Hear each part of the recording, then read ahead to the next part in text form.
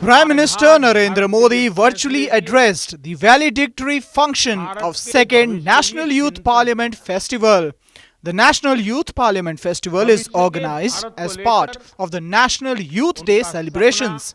Speaking at the valedictory function, PM Modi said National Youth Festival is considered as an important day as it is the 157th birth anniversary of Swami Vivekananda. विशेष इसलिए भी हो गया है कि इस बार युवा संसद देश की संसद के सेंट्रल हॉल में हो रही है। ये सेंट्रल हॉल हमारे संविधान के निर्माण का गवाह है। देश के अनेक महान व्यक्तियों ने यहां आजाद भारत के लिए फैसले लिए, भारत के भविष्य के लिए चिंतन किया। भविष्य के भारत को लेकर उनका सपना, उनका समर्पण। Prime Minister Modi also said the institutions create many great individuals which strengthen the country. Individual से इंस्टीट्यूशंस और इंस्टीट्यूशन से फिर इंडिविजुअल, ये चक्र आज भारत की बहुत बड़ी ताकत है।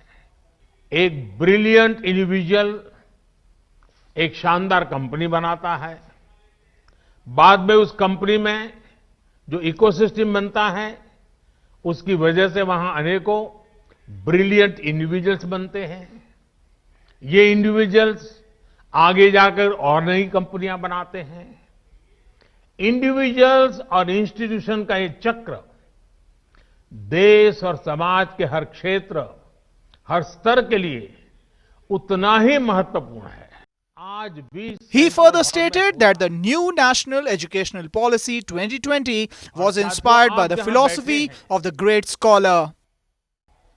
आज जो देश में नई नेशनल एजुकेशन पॉलिसी लागू की गई है, उसका भी बहुत बड़ा फोकस बेहतर इंडिविजुअल्स के निर्माण पर है। व्यक्ति निर्माण से राष्ट्र निर्माण। ये पॉलिसी युवाओं की इच्छा, युवाओं के कौशल, युवाओं की समझ, युवाओं के फैसले को सर्वोच्च प्राथमिकता देती है। अब चाहे जो सब्जेक्ट चुनिए, चाहे जो कॉम्बिनेशन चुनिए, चाहे जो स्ट्रीम चुनिए, एक कोर्स को ब्रेक देकर आप दूसरा कोर्स शुरू करना चाहें तो आप वो भी कर सकते हैं। Prime Minister Narendra Modi also encouraged the younger generation to join politics and root out dynasty politics. राजनीतिक वंशवाद, राजनीतिक वंशवाद देश के सामने ऐसी ही चुनौती है जिसे जड़ से उखाड़ना है। उनका भ्रष्टाचार ही आज उन पर बोझ बन गया है और ये देश के सामान्य नागरिक की जागरूकता की ताकत है। वो लाख कोशिशों के बाद भी इससे उभर नहीं पा रहे हैं। देश अब ईमानदारों को प्यार दे रहा है, ईमानदारों को आशीर्वाद दे रहा है, ईमानदारों के साथ अपनी ताकत खड़ी कर देता है, अपना विश्वास दे रहा है। अब जनप्रतिनिधि भी ये समझने लगे हैं कि अगले चुनाव में जाना है तो सीवी स्ट्रांग होनी चाहिए, कामों का हिसाब पुख्ता होना चाहिए।